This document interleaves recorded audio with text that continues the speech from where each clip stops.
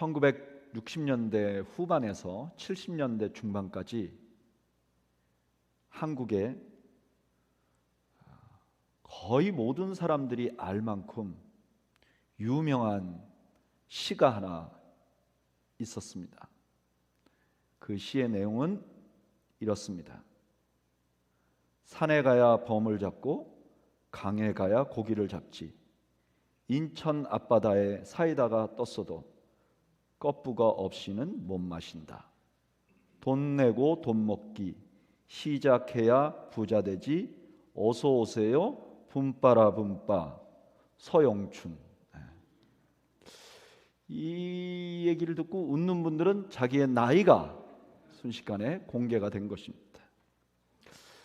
한 코미디언이 우스운 소리로 만들어낸 시지만 가만히 보면 이 시기에 아주 철학적인 명제가 있어요. 그건 뭐냐면은 아무리 좋은 걸 줘도 내가 준비가 안 되면 그게 무용지물이다 하는 뜻이죠. 오늘 우리가 읽은 성경의 아브라함이 지금 그런 심정이에요.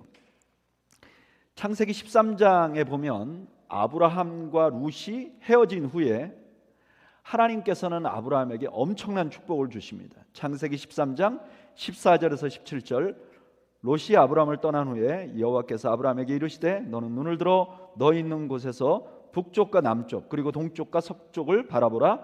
보이는 땅을 내가 너와 내 자손에게 주리니 영원히 이르리라. 내가 내 자손이 땅에 티끌 같게 하리니 사람이 땅의 티끌을 능히 셀 수 있을진데 내 자손도 세리라. 너는 일어나 그 땅을 종과 행으로 두루 다녀보라. 내가 그것을 내게 주리라. 한마디로 말하면 땅과 자손을 주겠다 이런 뜻이죠. 바로 그 뒤에 공교롭게도 아브라함은요 가나안 패권자인 그돌라오멜 연합군과 전쟁을 합니다. 그리고 그 전쟁에서 승리합니다. 그냥 생각해보면 하나님의 예언이 이제 이루어지는구나. 이제 아브라함이 이 땅의 주권자가 되겠구나. 그런 생각이 듭니다. 그런데 문제는 아직 아브라함에게 자식이 없어요. 만약에 자식이 없으면 어떤 현상이 생기느냐? 아브라함이 그 땅을 정복해서 땅을 차지해도 왕권을 유지해도 자식이 없으면 그는 임시 렌트에서 살다가 떠나게 되는 거하고 똑같아요. 자식이 없으니까 한 대만 다스리고 끝나는 거예요. 그리고 하나님께서 주신 약속은 가만히 보면 땅과 자손인데 자손을 주신 약속 위에 땅을 주신 약속이 있어요. 그러니까 더 중요한 게 없는 거예요. 인천 앞바다가 사이다가 되어도 컵이 없으면 못 마시는 것 같은 상황에 아브라함이 된 거예요. 그래서 아브라함이 낙심하고 있죠. 그런 낙심에 있는 아브라함에게 창세기 15장에 하나님이 찾아가십니다. 창세기 15장 1절부터 3절 그 후에 여호와의 말씀이 환상 중에 아브라함에게 임하여 이르시되 아브라함아 두려워하지 말라. 여기 두려워하지 말라는 건 왜 그랬을까요? 아브라함이 전쟁에 이겼는데 나머지 연합군들이 또 패잔병들을 모아서 전투할 수 있잖아요. 그러면 자기가 곤란해지잖아요. 그러니까 두려움이 있었던 거예요. 그런 아브라함에게 하나님 뭐라 그러냐? 나는 너의 방패다. 내가 너를 지켜줄 것이다. 그리고 너의 지극히 큰 상급이니라. 이거는 하나님이 상급이라는 뜻이 아니라 하나님이 너에게 큰 전리품을 줄 것이다. 그렇게 얘기를 합니다. 그랬더니 아브라함이 이렇게 말해요. 아브라함이 이르되 주 여호와여 무엇을 내게 주시려나이까? 나는 자식이 없사오니 나의 상속자는 이 다메섹 사람 엘리에셀이니이다. 아브라함이 또 이르되 주께서 내게 씨를 주지 아니하였으니 내 집에서 길린 자가 내 상속자가 될 것입니다. 아브라함이 불만을 살짝 털어놓는 거죠. 하나님, 그거 주시는 거 다 좋은데요, 내가 아직 자식이 없어요. 이거 주셔야 아무 소용없는 거 왜 이렇게 말씀하시죠? 그랬더니 아브라함에게 하나님이 이런 약속을 해주십니다. 4절 5절 여호와의 말씀이 그에게 임하여 이르시되 그 사람이 내 상속자가 아니라 내 몸에서 날 자가 내 상속자가 되리라 하고 그를 이끌고 밖에 나가 이르시되 하늘을 우러러 무뼈를 셀 수 있나 보라. 또 그에게 이르시되 내 자손이 이와 같으리라. 하나님이 그냥 자식 없는 아브라함에게 이렇게 말하는 거예요. 근데 그 대해서 아브라함의 반응이 놀라워요. 6절, 아브라함이 여호와를 믿으니 여호와께서 이를 그의 의로 여기시고. 아무런 상황이 변화가 없는데 하나님이 준다고 하니까 그걸 믿었다는 거예요. 그걸 믿은 거를 하나님이 의로 간주했다는 거예요. 자, 이 믿음을 가지고 있는 아브라함에게 하나님께서 또다시 땅에 대한 약속을 줍니다. 그게 7절이죠. 또 그에게 이르시되 나는 이 땅을 내게 주어 소유를 삼게 하려고 너를 갈대아인의 우르에서 이끌어낸 여호와다. 다시 이 땅을 주겠다고 약속해요. 그 이 땅을 주겠다는 또 다른 약속에 아브라함의 질문이 오늘 우리가 읽은 8절 본문입니다. 8절 이렇게 말하죠.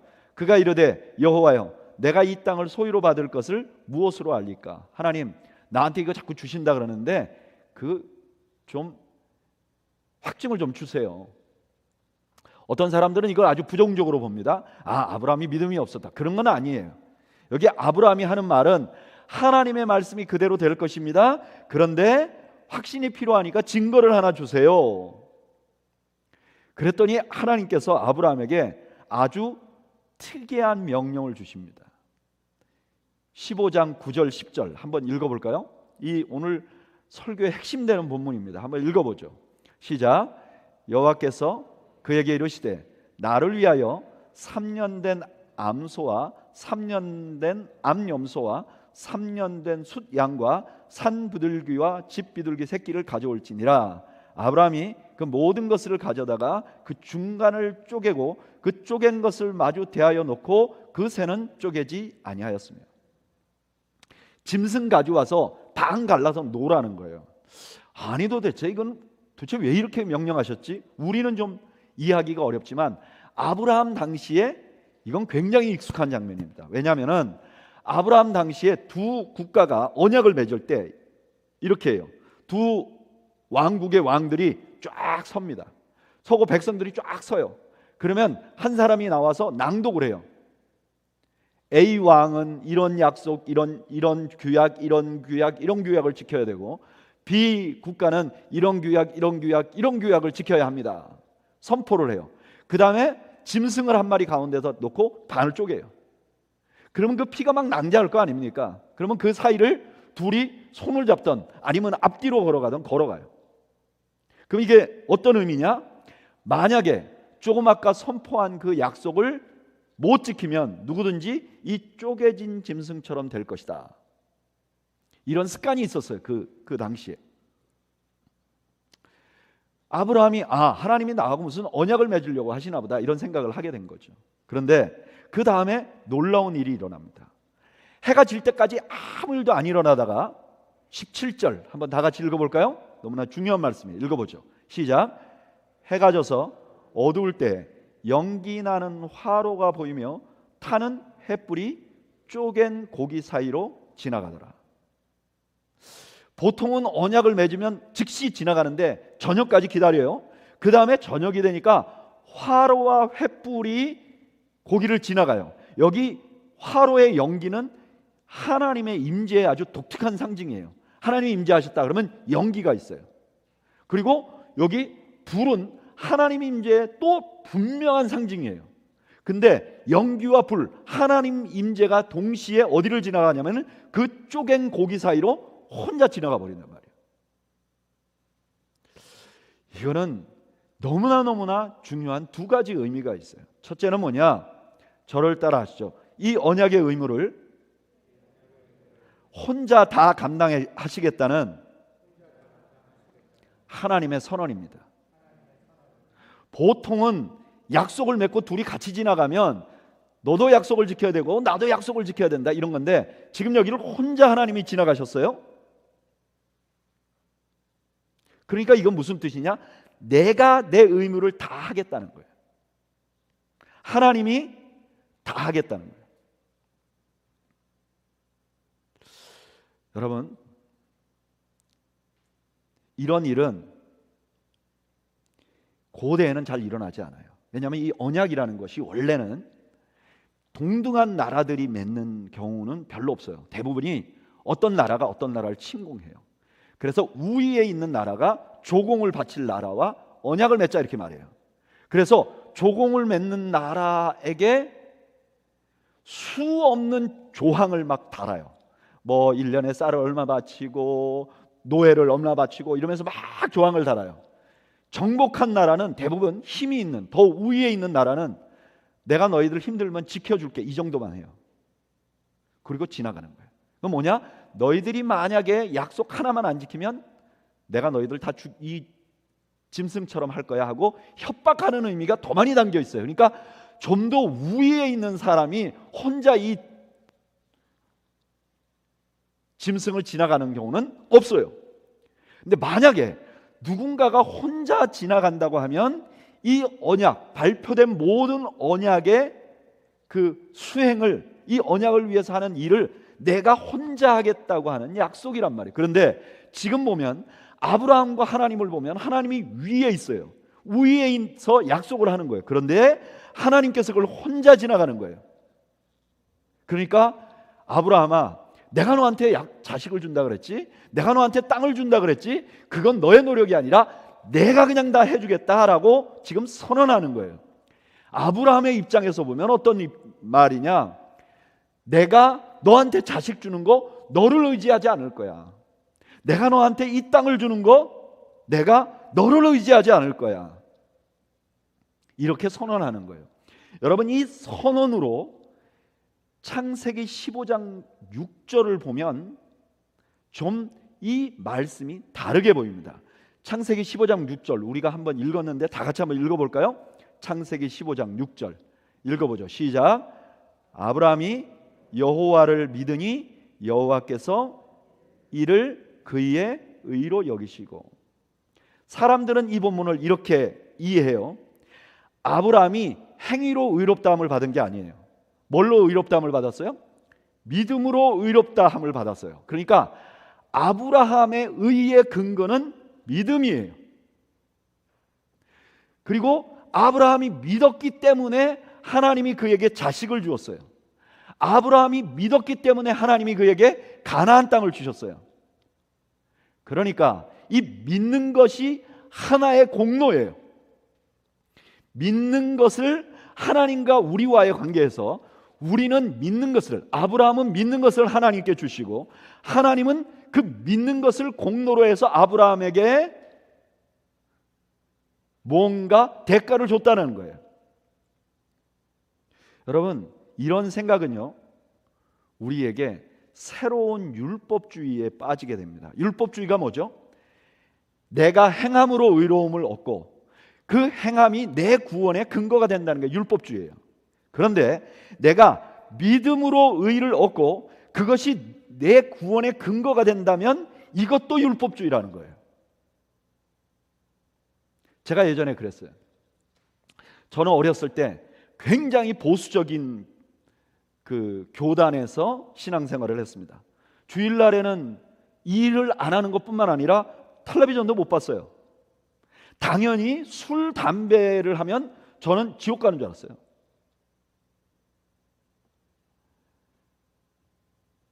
신앙생활이 뭔가 나에게 해주는 걸 지켜야 한다고 생각하니까 성경도 그렇게 보이는 거예요. 예를 들면 성경을 읽으면 뭐를 지켜야 되는지 지키지 말아야 되는지로 보여요. 그러니까 예를 들면 요즘에 우리가 레위기를 묵상하는데 레위기 성경을 보면 이건 지켜야 되고 이건 안 지켜야 되고, 그러니까 뭔가 성경을 읽으면 읽을수록 깨림칙한 게 많아지는 거예요. 그전에는 선짓국이 아주 맛있었는데 레위기를 읽고 나서 선짓국을 먹으면 배탈이 날 것 같은 막 그렇게 바뀌는 거예요. 성경에 나오는 인물도 모두 본받을 만한 인물로 봐요. 그러니까 성경을 많이 읽었는데 예수님에 대해서 모르는 거예요. 그냥 성경의 이야기는 알아. 다니엘도 알고 솔로몬도 알고 다윗도 아는데 예수님 몰라요. 심지어 예수님에 대한 성경을 읽으면서도 예수님을 본받을 만한 위인으로 아는 거예요. 그러니까 성경을 읽으면 읽을수록 내가 지켜야 할 것들이 더욱더 많은 거예요. 성경을 읽으면 읽을수록 자유가 생기는 게 아니라 더욱 압박이 생겼어요. 저는 자유함이 없는 신앙생활을 하고요, 내가 이렇게 자유함이 없는 율법주의적인 신앙생활을 하다 보니까 다른 사람들을 내가 가지고 내가 노력해온 것, 내가 지켜온 것으로 판단해요. 그러니까 주일날 제가 중고등학교 때 이렇게 지나가다가 코가 개코잖아요. 지나가다가 집사님들 중에 담배 냄새나 술 냄새 쓱 나면요, 조그만 애가 그러는 거예요. 지옥 근처에 왔다 갔다 하시는구만 저분이. 내가 영적인 우위를 자꾸 생각하는 거예요. 그러니까 어떤 생각이 드냐면은 이런 생각이 드는 거예요. 나는 다른 사람에 비해서 행운이 있지는 않아도 괜찮아. 그러나 나에게 불운은 생기면 안 돼. 그래도 내가 이렇게 믿잖아. 이렇게 신앙생활 열심히 하잖아. 이런 게 율법주의라고요. 그런데 이런 율법주의적인 것이 믿음으로 가서도 똑같이 나타난다고요. 여러분, 우리가 믿음이라고 하면 제일 큰 게 뭐죠? 구원의 확신이에요. 저는 그 전에 구원의 확신이라는 걸 이렇게 생각했어요. 내가 구원받을 것을 내가 의심하지 않는 것. 그런데 실제로 지나보면요, 내 마음에 의심이 생길 때가 있어요. 그럼 너무 괴로워요. 내가 의심이 생기면 내가 지옥 갈 것 같아. 그리고 교회 안에서 의심이 든다는 사람들을 보면, 그리고 내가 그분들에 비해서 무언가 영적으로 우위에 있다고 착각하는 거예요. 이렇게 되니까 어떤 문제가 생기냐? 내가 얼마나 죄인이라는 걸 인정하지 못하는 거예요. 그래, 나는 죄인이야. 그래도 저기 의심하는 사람보단 좀 나은 죄인이야. 나는 죄인이지만 믿는 죄인이야. 그러니까 자기 절망이 없어요. 자기 절망이 없으니까 다른 사람 자꾸 판단해요. 판단하니까 은혜가 없어요. 은혜가 없으니까 신앙생활이 안 되는 거예요. 마치 율법주의적인 삶으로 다른 사람을 판단하듯이 믿음이라는 요소를 가지고 그것을 나의 공로로 생각하고 그것이 흔들리는 사람들을 판단하고, 그러다 보니까 나에게 은혜가 없는 거예요. 그런데 오늘 본문에서 하나님은 이렇게 말하는 거예요. 내 언약은 아브라함의 믿음과 전혀 상관이 없는 거야. 내가 다 하는 거야. 내가 아브라함과 맺은 언약은 내가 다 하는 거야. 실제 그랬어요. 여러분, 여기 아브라함이 이렇게 보이잖아요. 우리 눈에는 아브라함이 자식 없는데 하나님을 주시겠다니까 그건 믿었어. 그 믿었으니까 그 믿음 때문에 자식을 준 것이야. 이렇게 생각해요. 근데 여러분, 창세기 17장에 보면 재밌는 이야기가 나와요. 하나님이 아브라함에게 다시 너에게 자식이 있을 거라고 말했어요. 그런데 17장 17절에 이렇게 말해요. 아브라함이 엎드려 웃으며 마음속에 이르되 100세 된 사람이 어찌 자식을 낳을까? 사라는 90세니 어찌 출산하리요? 아브라함이요, 안 믿었어요. 하나님이 얘기하는데 웃어버렸어요. 아마 오늘 예배 드리시는 분 중에 누구도 그러지 않을 거예요. 여기 하나님이 나타나셔서 말씀하시는데 웃기시네. 이렇게 말할 사람이 누가 있겠어요? 근데 아브라함이 지금 그러는 거예요. 하나님 웃기시네요. 이렇게 말하는 거예요. 만약에 아브라함이 믿는 것이 아브라함에게 아들을 주는 것의 전제이면 그는 아들을 못 얻었어야 돼요. 근데 아들을 얻었어요. 어떻게 해서 그런 건가? 왜냐하면 이 언약이 아브라함에게 달려있지 않았기 때문에 그런 거예요. 여러분, 이 사실은 광야의 이스라엘 백성들에게는 엄청난 소망이 됐어요. 오늘 이 본문의 사건은 다분히 광야의 이스라엘 백성들을 염두에 둔 사건이에요. 왜냐? 창세기 15장 13절 14절 그 사이에 이런 말씀이 나와요. 여호와께서 아브라함에게 이르시되 너는 반드시 알라. 내 자손이, 여기 내 자손은 이스라엘이겠죠. 내 자손이 이방에서 객이 되어 그들을 섬기겠고 그들은 400년 동안 내 자손을 괴롭히리라. 그래, 우리가 430년 동안 있었지. 이건 우리 얘기지. 그들이 섬기는 나라를 내가 징벌할지며 그 후에 내 자손이 큰 재물을 이끌고 나오리라. 우리 얘기구나. 광야의 이스라엘 백성들에게 이 이야기는 어떻게 들렸을까요? 광야의 이스라엘 백성들은요, 지금 약속을 가지고 있어요. 그 약속이 뭐냐면은 가나안 땅을 차지하는 약속이에요. 그런데 여러분, 가나안 땅을 차지하는 약속은 하나님이 아브라함에게 준 두 가지 약속 중에 하나예요. 하나는 자식이에요. 자식은 자기들이 지은 거예요. 또 하나는 땅이에요. 땅은 하나님이 자기들에게 주신 약속이에요. 근데 문제는 자기들이 그 땅을 차지할 능력이 없어요. 뿐만 아니라 믿음도 없어요. 그 대표적인 사건이 가데스바네아예요. 이스라엘 백성들이 가데스바네아에 가서 가나안 땅에 정탐꾼을 보내요. 정탐꾼들이 갔다 와서 와, 우린 거기 도저히 정복 못해요. 거기 있는 사람들 아낙 자손 어마어마해요. 우린 그들에 비해서 메뚜기 같아요. 그랬더니 온 백성이 어떻게 하느냐? 민수기 14장 1절부터 5절까지 온 회중이 소리를 높여 부르짖으며 백성이 밤새도록 통곡하였더라. 이스라엘 자손이 다 모세와 아론을 원망하여 온 회중이 그들에게 이르되 우리가 애굽 땅에서 죽었거나 이 광야에서 죽었으면 좋았을 것을 어찌하여 여호와가 우리를 그 땅으로 인도하여 칼에 쓰러지게 하려는가? 우리 처자가 사로잡히리니 애굽으로 돌아가는 것이 낫지 아니하냐? 이에 서로 말하되 우리가 한 지휘관을 세우고 애굽으로 돌아가자 하매 모세와 아론이 이스라엘 자손의 온 회중 앞에 엎드린지라.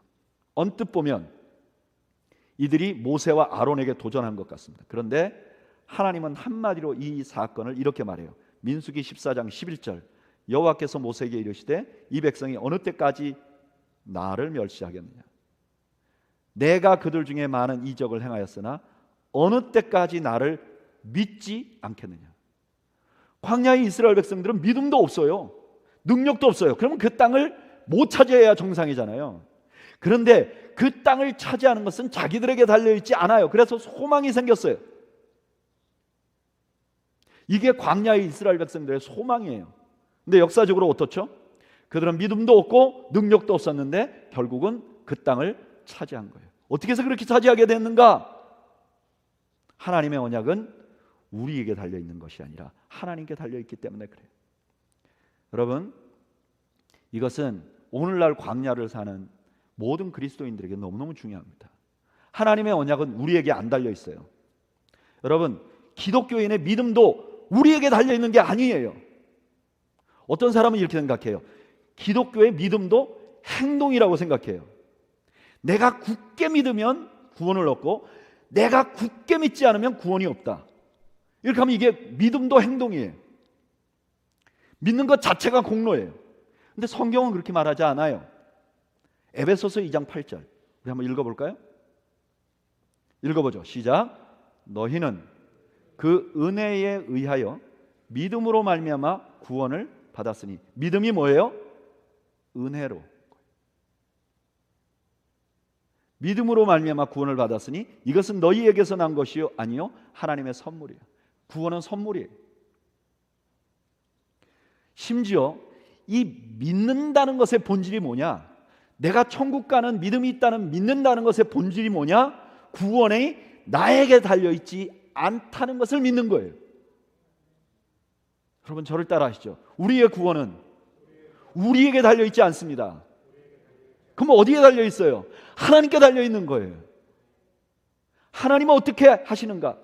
빌립보서 1장 6절 너희 안에서 착한 일을 시작하신 이가 그리스도 예수의 날까지 이루실 줄을 우리는 확신하노라. 아멘. 이게 믿음이에요.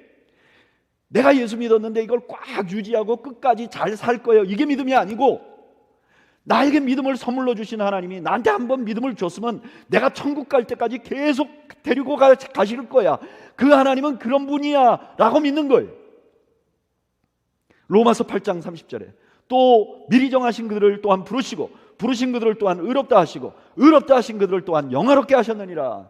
여기로부터 구원의 확신이 오는 거예요. 한번 나를 택하셨어? 그럼 나는 반드시 천국에 가. 여러분 낙심하지 마십시오. 의심하지 마십시오. 하나님이 한번 택하시면 구원을 얻는 줄로 믿습니다. 이것이 장로교회의 교리예요. 장로교회 교리 중에 성도의 견인이라는 말이 있어요. 견인, 끌고 간다 이런 뜻이잖아요. 한번 택하신 성도는 천국에 갈 때까지 놓지 않는다는 거예요. 이것을 웨스트민스터 신앙고백서, 우리가 믿고 있는 웨스트민스터 신앙고백서에 이렇게 설명을 해요. 제17장이 성도의 견인에 대한 것인데 17장 3항에 이렇게 말해요. 성도의 이 땅의 삶을. 그럼에도 불구하고 성도들은 사탄과 세상의 시험, 그들 안에 남아있고 퍼져있는 부패, 그리고 그들을 보존해주는 수단들로 말미암아 통탄할 만한 죄에 빠질 수 있다. 우리 그리스도인들도 세상과 사탄과 내 안에 있는 부패 때문에 우리가 죄를 지을 수 있다는 거예요.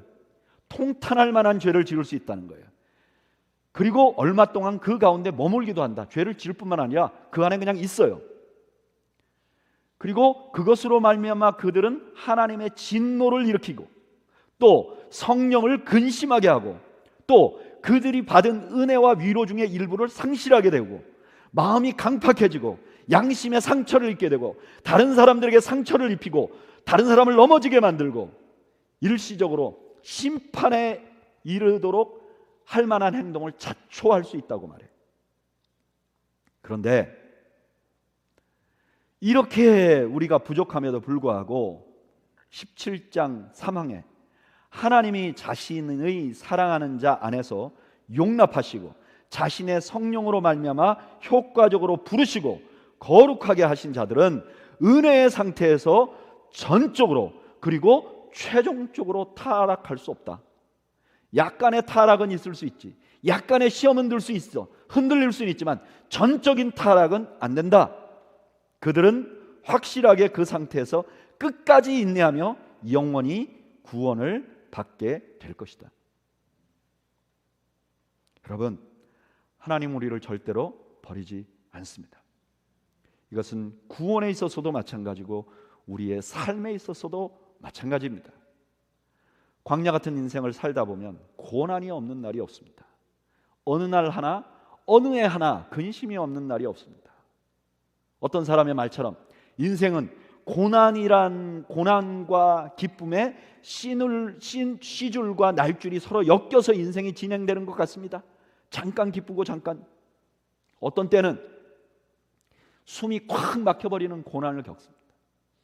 그냥 모든 걸 놔버리고 싶은 그런 고통도 경험합니다. 여러분 잊지 마십시오. 한 번 구원하면 우리를 놓지 아니하시는 하나님께서 이 땅에 사는 동안도 우리를 절대 방치하지 아니하시는 것을 믿으시기를 바랍니다. 또 하나, 쪼갠 짐승 사이로 하나님 혼자 들어가신 또 하나의 이유가 있습니다. 저를 따라 하시죠. 내가 만약 실패하면 내가 죽겠다.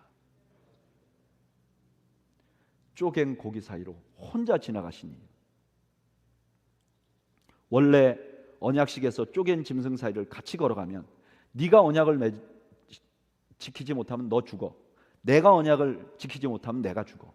근데 지금은 하나님이 혼자 지나가시는 거예요. 이건 어떤 메시지가 있느냐? 네가 만약에 실패하면 내가 죽겠다는 거예요. 이건 고대고 현대고 이해할 수 없는 방법이에요. 이런 언약은 존재할 수도 없어요. 더군다나 더 이 명제가 어려운 것은 어떻게 하나님이 죽어? 지금 둘이 언약을 맺는데 한 사람도 사람이고 한 사람도 사람이면 그럴 수 있지만 한쪽은 하나님이신데 하나님이 어떻게 네가 잘못하면 내가 죽어? 어떻게 이게 가능하냐? 하나님이 어떻게 죽냐? 이거는 아무도 상상할 수가 없었기 때문에 유대인들도 덮어버렸어요. 연구하지 않았어요. 4,000년 후에 이 일이 일어나고 about 4,000년 후에 유대 땅에 지금 이 아브라함에게 약속으로 주겠다는 그 팔레스타인 땅에 한 선지자가 나타납니다. 이분이 나타나서 놀라운 선언을 해요. 요한복음 10장 30절, 나와 아버지는 하나이니라. 주변에 있는 유대인들이 난리가 났어요. 네가 인간인데 어떻게 하나님이라고 말하느냐? 돌 맞아 죽을 뻔했어요. 근데 이분이 자기가 그렇게 말씀하신 이유를 설명해요. 요한복음 14장 10절에서 11절까지 우리 한번 읽어볼까요? 읽어보죠. 시작. 내가 아버지 안에 거하고 아버지는 내 안에 계신 것을 내가 믿지 아니하느냐? 내가 너희에게 이르는 말은 스스로 하는 것이 아니라 아버지께서 내 안에 계셔서 그의 일을 하시는 것이라. 내가 아버지 안에 거하고 아버지께서 내 안에 계심을 믿으라. 그렇지 못하겠거든 행하는 그 일로 말미암아 나를 믿으라. 내가 아버지 안에 있고 아버지가 내 안에 있어서 나와 아버지는 하나라고 한 거야. 안 믿겨? 그러면 내가 가리킨 말과 내가 한 행동을 봐. 이분은 분명히 하나님께서만 하실 수 있는 일을 하셨어요. 죄를 용서해 주셨고, 풍랑을 잠잠하게 하셨고, 죽은 사람을 살려내셨고, 불치병을 고쳐주셨고, 물고기 2마리와 보리떡 5개로 5,000명을 먹이셨고, 구약의 수많은 사람들이 메시아라고 예언했던 그 예언이 이분에게 다 맞아떨어졌어요. 그런데 그분이 죽으셨어요. 죽으시기 직전에 자기 제자들을 모아놓고 이렇게 말씀하셨어요. 마태복음 26장 28절, 이것은 죄 사함을 얻게 하려고 많은 사람을 위하여 흘리는 바 나의 피, 곧 언약의 피. 언약의 피. 그런데 이 언약이라는 말이 창세기 15장 18절에 그대로 나와요. 그날에 여호와께서 아브라함과 더불어 언약을 세워. 지금 예수님께서 십자가에 죽으시는 것이 언약의 피 흘림이라는 거예요. 그리고 십자가에 죽으시면서 예수님께서 그분이 마지막으로 하신 말씀이 뭐냐? 요한복음 19장 30절, 예수께서 신포도주를 받으신 후에 이르시되 다 이루었다 하시고 머리를 숙이니 영원히 떠나가시니라. 다 이루었다. 완성하셨다. 다 지불하셨다. 이 말씀으로 오늘 창세기 본문을 다시 볼까요? 제가 한번 여쭤보죠. 아브라함이 의심을 했는데도 불구하고 아들을 낳을 수 있었어요. 어떻게? 아브라함과 하나님이 언약을 맺었는데 아브라함은 약속을 안 지켰어요. 그런데 어떻게 아들을 주셨죠? 왜냐하면 하나님이 죽으셨기 때문이에요. 광야의 이스라엘 백성들이 그렇게 하나님께 불순종했는데 어떻게 해서 가나안 땅을 역사적으로 차지하게 됐죠? 예수님 때문에. 예수님이 죽으셨기 때문이죠. 저는 개인적으로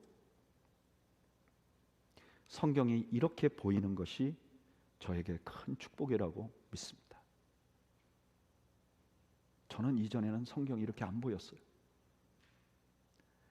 그냥 아브라함이 믿음으로 자식을 얻었구나, 그러니까 나도 의심하지 말아야지, 이러면서 신앙생활을 했어요. 그런데 성경이 이렇게 보이고 나서 저의 삶이 너무나 많이 달라졌어요. 제일 먼저 달라진 것은 구원에 대한 의심이 사라졌어요. 내 구원이 나에게 달린 게 아니라 나를 사랑하시고 아들을 보내신 하나님께 달려있다고 생각하니까 의심이 없어졌어요. 그리고 또 하나는요, 인생이 은혜롭게 됐어요. 여러분, 우리 신앙생활하는 사람들에게 은혜란 참 중요합니다. 그런데 어떤 때는 은혜가 있는 것 같은데 어떤 때는 그렇지 않은 것 같은 그런 생각이 들 때가 있어요. 그런데 은혜가 떨어졌다고 생각을 하면 자꾸 주변에서 원인을 찾습니다. 내가 뭘 신앙생활을 잘 못해서 은혜가 떨어지는가? 혹은 내게 어려운 일이 있어서 은혜가 떨어지는가? 아니요. 은혜가 떨어진 이유는 내게 있는 모든 것이 십자가에 의해 주셨다는 것을 잊었기 때문입니다. 제가 그랬습니다. 10년 좀 전에 제가 한국으로 떠날 때 제가 한국으로 간 가장 중요한 원인 중에 하나는 저희 어머니를 좀 모시고 싶었어요. 장남으로 결혼하자마자 미국에 와서 살았기 때문에 홀어머니 너무나 고생하셨는데 내가 좀 효도를 했으면 좋겠다, 그런 생각이 드는데 여기서 계속 있다가는 그런 기회를 놓쳐버릴 것 같았어요. 근데 막상 가서 어머니를 저희 집에 모셔보니까 저희 어머니가 약간 치매 초기 증상이 있으신 거예요. 여러분, 치매가 좀 온 어머니랑 사는 것은 굉장히 여러 가지 문제가 생깁니다. 제일 큰 문제는 저희 가족은 제 아내나 저희 아들이나 모두가 다 저의 사역을 서포트하는 사람들이었어요. 제가 사역을 잘 할 수 있도록 최적의 환경을 만들어주는데 그 전에는 우리 어머니가 제일 그걸 잘하셨던 분이세요. 제가 사역을 하는데 조금의 어려움도 생기지 않도록 적극적으로 돌봐주셨던 분인데 이 어머니가 주일날 아침에도 경렬아 뭐 좀 해라, 뭐 좀 해다오, 이런 요구를 자꾸 하시는 거예요. 그래서 어머니가 같이 사는데 자꾸 아들하고 엄마하고 싸우는 거예요. 근데 어느 날 저희 어머니가 친한 분에게 이렇게 말했대. 우리 경렬이가 참 착한데 한 가지 문제가 있다. 다시 만나고 보니 저 아이가 목회를 저렇게 잘 하고 있는 것이 자기가 잘해서 된 것으로 생각한다고. 그래서 제가 그런 얘기를 성도님한테 한 거예요. 제가 엄마가 치매라서 집안에서 사고를 치는 건 괜찮은데 아니 그걸 교인 데리고 왜 그렇게 말씀하셨을까? 저희 어머니가 판단력을 잃었다고 생각을 했어요. 왜냐하면 저는 절대로 그런 생각을 한 적이 없었기 때문에. 심지어 저는 제가 목회를 한 것을 제 힘으로 했다고 생각하지 않았을 뿐만 아니라 늘 세속적인 용어로 말하면 나는 목사들 중에 좀 운이 좋은 사람이라고 생각했어요. 근데 어머니가 돌아가시고 나서 이상하게 돌아가시고 나면 어머니 하셨던 말씀들이 생각이 나잖아요. 그런데 돌아가시고 나서 그게 사실이 아니었을까 하는 생각을 좀 하게 됐어요. 왜냐? 그 증거가 제가 그때 목회할 때 안 행복했어요. 목회도 안 행복했어요. 제 인생도 안 행복했어요. 그래서 그때 제 주변에 있는 많은 사람들한테 제가 그렇게 얘기했어요. 나 정년보다 10년 더 이전에 은퇴하고 선교지 가고 싶어. 내 인생 한 조각을 하나님께 그냥 온전히 드리고 그리고 천국 가고 싶어. 왜 그렇게 행복하지 않았을까? 저는 그냥 환경이 그랬을 것이기 때문에 라고 생각했어요. 근데 환경이 안 좋았나? 그러지 않았어요. 환경은 좋았어요.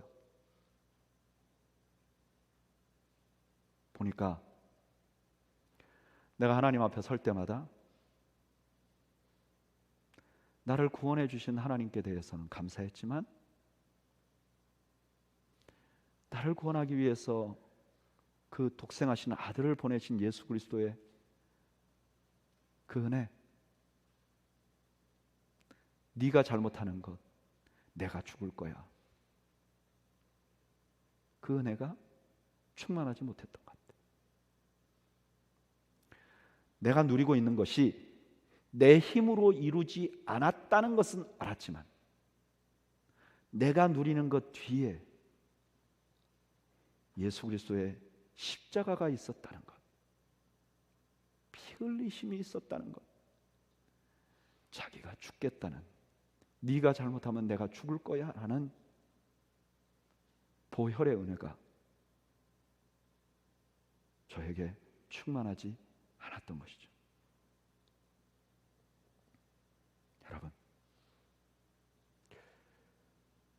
여러분들에게 감사가 있으세요? 오늘 은혜가 있으세요?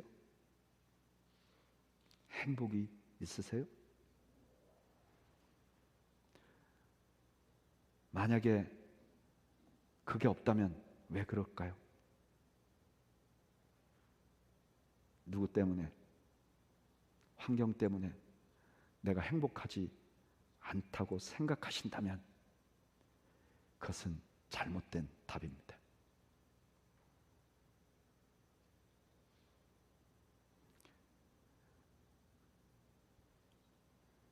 만약에 그렇다면 나는 혹시 내 힘으로 살아왔다고 생각하는 것은 아닌지 돌아보세요.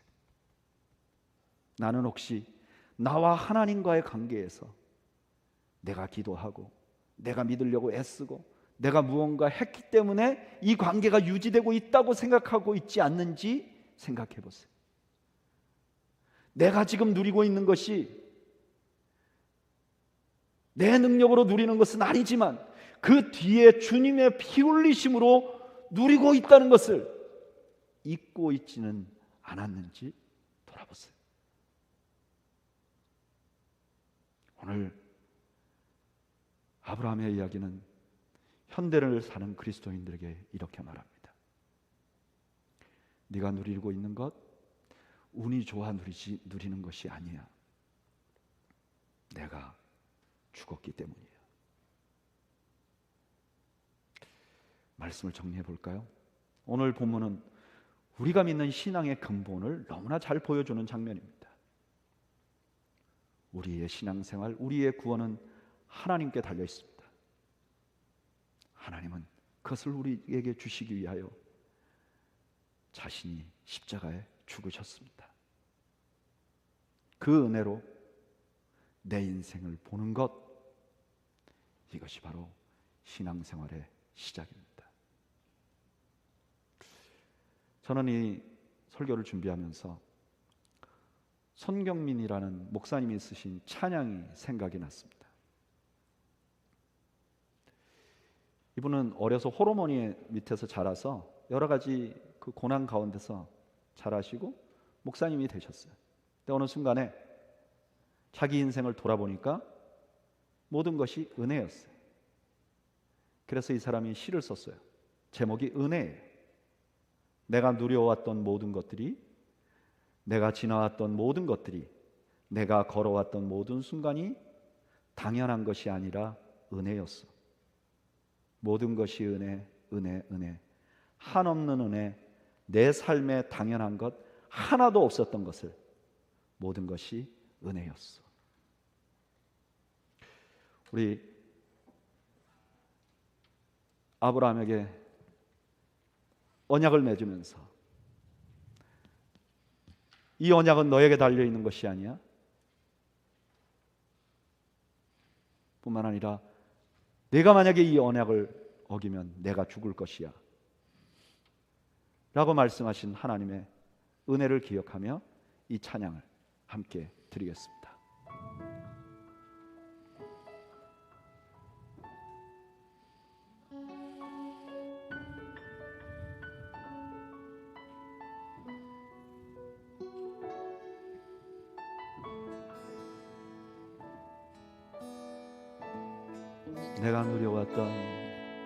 내가 누려왔던 모든 것들이, 내가 지나왔던 모든 시간이,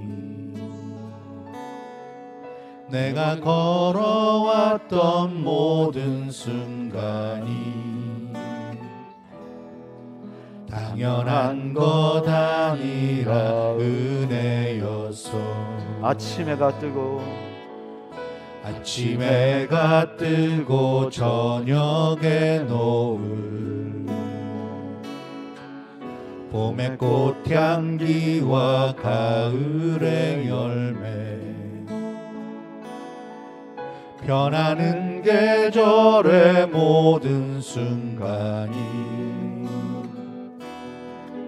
당연한 것 아니라 은혜. 내가 이 땅에 태어나 사는 것,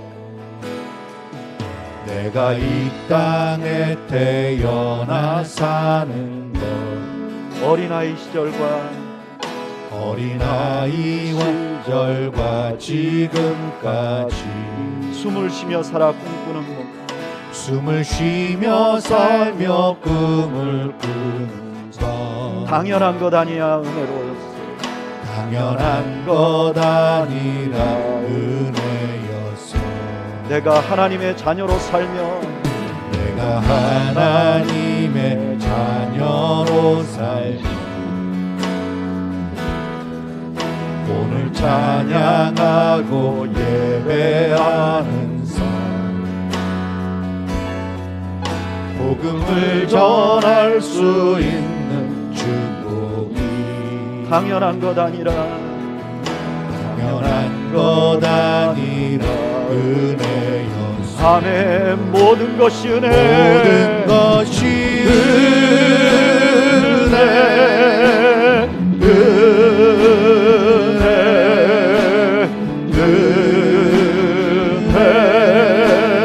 한없는 은혜. 내 삶에 당연한 것 하나도 없었던 것을, 모든 것이 은혜, 은혜였소. 모든 것이 은혜, 모든 것이 은혜,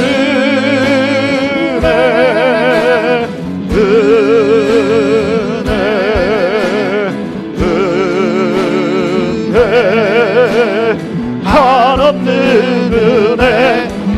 삶에 당연한 것 하나도 없었던 것을 모든 것이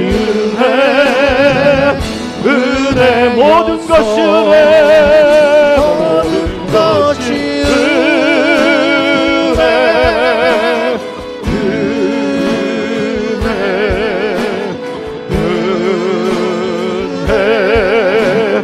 한없는 은혜 내 삶에 당연한 것 하나도 없었던 것을 모든 것이 은혜였어. 우리 한번 이 시간 다 함께 기도하겠습니다.